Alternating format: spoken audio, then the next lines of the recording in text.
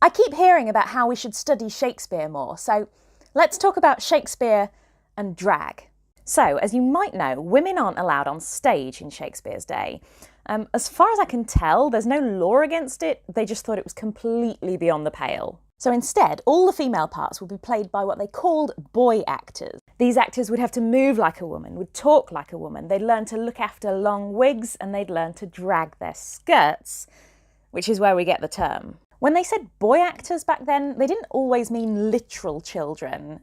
Puberty started way later in Shakespeare's day. You might be waiting until you're 25 until your beard comes through. So really, boy actors would be aged from like 13 or so up to the mid-20s, depending on when your voice breaks. Now, we don't know any of the names of the actors who did these in Shakespeare's plays, and that's probably because they weren't like celebrities like the lead male actors were. Maybe that's something to do with how short your career would be as a boy actor. But either way, Shakespeare clearly has a lot of faith in his boy actors. Some of the female roles are incredibly well developed. In As You Like It, Rosalind alone has a quarter of all the lines. So yeah, when you're studying Shakespeare, remember, Ophelia, written to be played by a man. Juliet, written to be played by a man. Lady Macbeth is a literal drag queen.